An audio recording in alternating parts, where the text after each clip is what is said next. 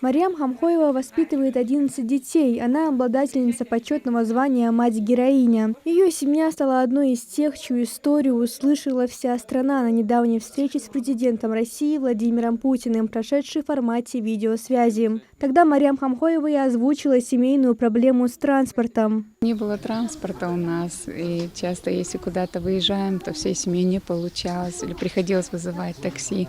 Опять-таки таксисты особо не рады бывают, когда детей много видят, потому что и боятся перевозить, и из-за того, что шумные бывают. Эту проблему в правительстве России решили в кратчайшие сроки. И сегодня автобус, который так ждали в семье Баголовых, наконец прибыл. Новенький транспорт «Солерс Атлант» доставлен прямиком из Татарстана. Для компании «Солерс» очень большая честь, что нам доверено такое благородное дело передать автобус, который обещал Владимир Владимирович во время встречи с многодетными семьями, в частности, семья Баголовых. Высокий дорожный просвет данного автомобиля легко позволяет проехать не только лишь в городских условиях, но и в каких-то бездорожных условиях. Как раз здесь, в данной местности, это отлично подходит для того, чтобы можно было выехать с дороги на какую-то проселочную местность. Помимо автобуса, для семьи Баголовых подготовили еще один приятный сюрприз. Детям вручили подарки. Это такое караоке с микрофончиками. Он как раз любит петь. Да, все, тут включается музыка. После вручения ключи оценили новый транспорт всей семьей.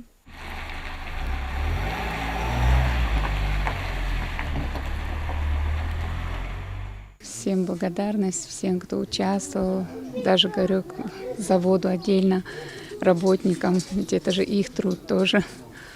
Все, кто побеспокоились, всем благодарны. Старшему ребенку в семье Баголовых 15 лет, а самому младшему год и 8 месяцев. Мать-героиня признается, что ей нетрудно справляться с воспитанием и уходом за детьми, так как старшие всегда приходят на помощь. Всевышний помогает. Потихоньку они сами за собой, как говорится, старшие уже автоматически становятся самостоятельные, пока за младшими смотришь. И как-то они дружно уже сплоченные бывают, и сами за собой и прибирают, и убирают. Особо так не приходится утруждаться. Это не первая мера поддержки для семьи Баголовых. Недавно власти им также подарили новую 4-комнатную квартиру в Назрани. Марьям Бата, Маулгирия Хильгов, Магаз 24.